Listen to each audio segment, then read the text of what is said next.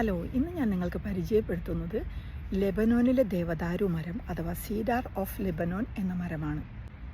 നന്മയുടെയും സമൃദ്ധിയുടെയും അതിജീവനത്തിൻ്റെയും നിത്യതയുടെയും പ്രതീകമായ ഈ മരം നൂറ്റാണ്ടുകളായി സോളമൻ്റെ കാലത്ത് ദേവാലയ നിർമ്മാണത്തിനും കൊട്ടാര നിർമ്മാണത്തിനും, ഫിനീഷ്യൻസിൻ്റെ കാലത്ത് കപ്പൽ നിർമ്മാണത്തിനും, ഈജിപ്ഷ്യർ മരിച്ചവരെ മമ്മിഫൈ ചെയ്യുന്നതിനും ശാരീരികവും മാനസികവുമായ വിവിധ അസുഖങ്ങൾക്ക് മരുന്നായും ഉപയോഗിക്കുന്ന സുഗന്ധം നൽകുന്ന ഈ മരം ഇന്ന് വംശനാശം സംഭവിച്ചുകൊണ്ടിരിക്കുകയാണ്.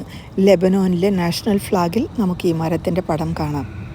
മഞ്ഞിനെയും മരുഭൂമിയെയും അതിജീവിക്കുന്ന ദേവദാരു മരം ഇന്ന് തോട്ടങ്ങളിലും പാർക്കുകളിലും അലങ്കാര മരമായിട്ടാണ് വളർത്തുന്നത്. ജർമ്മനിയിലും ഇംഗ്ലണ്ടിലും 200-400 വർഷം പഴക്കമുള്ള ദേവദാരു മരം ഉള്ളപ്പോൾ ലെബനോനിലെ നാഷണൽ റിസർവ് പാർക്കിൽ